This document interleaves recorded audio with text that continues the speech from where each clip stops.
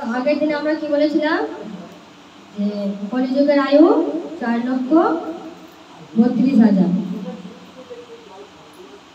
আর 8 লক্ষ, তারপরে 8 লক্ষ 64, তেতাতে 12 লক্ষ 96 আর 70-তে 17 লক্ষ 28,000 বছর মোট। তো টোটাল এই যে চারটে যুগ এক একটা যুগ, তো সেই চারটে যুগের আয়ু কত ছিল? 43,20,000 বছর। এই 43,20,000 বছরকে 10 দিয়ে গুণ করলে যে বছরটা পাওয়া যায় সেটা হবে কত না 432 কোটি বছর। তো ব্রহ্মার যে আমরা দিন বলতেছিলাম যে 432 কোটি বছর মানে ব্রহ্মার 12 ঘন্টা, আর 432 কোটি দিলে সেটা ব্রহ্মার 12 ঘন্টা রাত। তো ব্রহ্মার একদিন মানে কত হলো? 864 কোটি বছর। ব্রহ্মার এটা হলো 864 কোটি বছর ব্রহ্মার একদিন। এই 864 কোটি বছরকে আবার আমরা 365 দিয়ে গুণ করলে যেটা পাবো সেটা হবে ব্রহ্মার 1 বছর। আমরা যে আগের দিনে যে নরকের বর্ণনা করে মানে নরকের বর্ণনা যে শ্রবণ করেছিলাম, তো সেখানে কি বলেছিলাম যে মানুষ যে যেরকম কর্ম করবে তাদেরকে কোটি কল্প সেই নরকে যাতনা দেহতে যন্ত্রণা ভোগ করতে হবে। তো সেই কল্প মানে কি আমাদের জানা দরকার যে কল্পটা আসলে কত যুগে হয়। তো আজকে আমরা সেই কল্প সম্বন্ধে জানবো। তো ব্রহ্মার 1 বছর কত হলো? 864 কোটি ইন্টু 365 দিলে ব্রহ্মার 1 বছর। তো ব্রহ্মার 1 বছরের যে সংখ্যা পাওয়া যায় তাকে আবার 100 দিয়ে গুণ করলে পাওয়া যাবে ব্রহ্মার 100 বছর। তো পৃথিবীর আয়ু হলো ব্রহ্মার 100 বছরের সমান। তো ব্রহ্মার 100 বছর আয়ু হলে পৃথিবীর আয়ু তখন শেষ হয়ে যাবে। তো তারপর বললো কি যে যুগ, চতুর্যুগ হলো 4টি যুগ। তো 4টি যুগ নিয়ে কি হয় না 4টি যুগ নিয়ে গঠিত হয় একটি মহাযুগ। এই মহাযুগ এর আয়ু হলো কত না 43,20,000 বছর। মানে এই যে 4টে যুগকে টোটাল করলে 43,20,000 বছর। এই 4টি যুগকে কি বলা হয়? একটা মহাযুগ। মহাযুগের আয়ু তার কত হলো 43,20,000 বছর। তো তারপরে কি বলছে এইরকম কটা না 71টি মহাযুগ নিয়ে গঠিত হয় একটি মন্বন্তর। কটা মহাযুগ? 71টা মহাযুগ। একটা মহাযুগ মানে কত বললাম? একটা মহাযুগের আয়ু কত? 43,20,000 বছর। একটা মহাযুগের আয়ু 43,20,000 বছর একটা মহাযুগ। এরকম 71টা মহাযুগ নিয়ে হয় একটা মন্বন্তর। তো এরকম এই মন্বন্তরের আয়ু কত হলো না এই মন্বন্তরের আয়ু হলো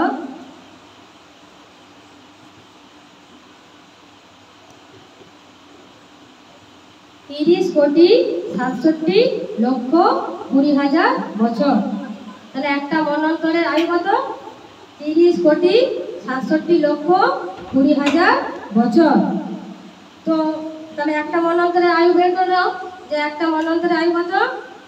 30,67,20,000 বছর। তো এইরকম 14টা মন্বন্তর হবে। 14টি মন্বন্তর নিয়ে হয় একটি কল্প। তাহলে ভক্তগণ বুঝতে পারছেন? তাহলে 14টি মন্বন্তর যে সময়টা সেই সময়টা পেতে হলে আমাদের কি করতে হবে? 14 ইন্টু 30,67,20,000 বছর দিয়ে গুণ করলে আমরা 14টি মন্বন্তরের সংখ্যা পাবো। আর সেই 14টি মন্বন্তরের যে সংখ্যা হবে তখন হবে সেটা এক কল্প। আমরা বলেছিলাম যে এক কল্প কাকে বলে, তো এটা হলো কল্পের সংখ্যা।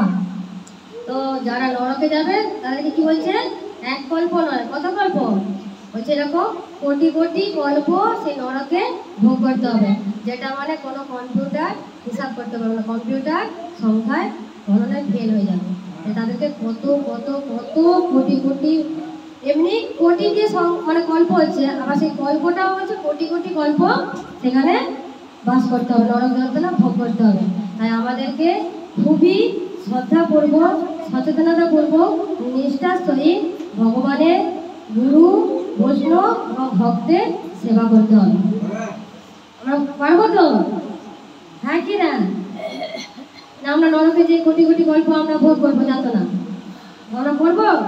কারণ আমরা আগের দিনে শুনেছি আরে যে নরকের কিরকম কষ্ট হোক। তা আমরা চাইবো ভগবানের কাছে, দেবী দেবীর কাছে গুরু বৈষ্ণবের কাছে প্রার্থনা করবো যে যাতে আমাদেরকে কৃষ্ণ পদে মতি দেয়, কৃষ্ণ ভক্তিতে আমরা পথে চলতে পারি। তো তারপরে কি বলছে আরে যে আর একটি কল্প মানে হলো এক রাত বা অহরাত্র। তো এইরকম একটি কল্প মানে হলো এক রাত বা অহরাত্র। এইরকম 360টি অহরাত্র নেওয়া হয় ব্রহ্মার 1 বৎসর। এই যেটা আমরা আগেই বলেছিলাম যে ব্রহ্মার 1 বছর, 360 ব্রহ্মার 1 বছর। তারপর হচ্ছে 1 ব্রাহ্ম বৎসর, যেটা আগেই বলেছিলাম 3,11,40,000 মানবের বছরের সমান। তা আমাদের মানবের মানে আমাদের যে জীব জগতের যে মানুষ, সেই মানুষের বছরের সমান হয় কতদিন না? ব্রহ্মা যেটা 1 বৎসর হবে সেটা আমাদের এই জড়জগতের কত হবে? 3,11,040 কোটি। 3,11,040 কোটি মানবের যেটা বছর হবে সেটা ব্রহ্মার 1 বছর হবে। আমাদের এটা কোটি বছর বলছে, 3,11,040 কোটি বছর হলে সেটা ব্রহ্মার 1 বছর হবে। আবার এরকম 100 ব্রাহ্ম বছরকে একটি পরযুগ বলা হয়। তো একজন ব্রহ্মার জীবনকাল হলো কত? আমরা যদি ব্রহ্মার জীবনকাল বুঝতে যাই তাহলে ব্রহ্মার জীবনকাল কত না 1 পরযুগ। আমরা মনে রাখতে পারবো সব? কত সংখ্যা হিসাব করলাম? তো সেই জন্য কি বলছেন আরে যে ব্রহ্মার যে জীবনকাল 1 পরযুগ, এই পরযুগে কি করে তা বলছে 1 কল্প দিনে ব্রহ্মা যা কিছু সৃষ্টি করেন আর 1 কল্পরাত্রিতে মহাদেব তার সবকিছু ধ্বংস করে। আমরা বুঝতে পারলাম কি?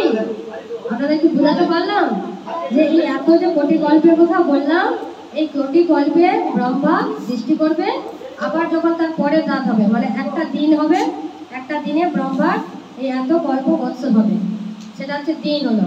আর যখন রাত হবে, রাত হলো মানে কি অন্ধকার, যখন রাতে যখন আবার ওই অহরাত্র মানে যে একটা যে পরযুগ আসবে, ওই পরযুগে তখন মহাদেব সমস্ত সৃষ্টিকে ধ্বংস করে দেবে। এটা হলো আমাদের মানে শাস্ত্র সম্বন্ধে যে আমাদের সময়ের যে বর্ণনা এটা।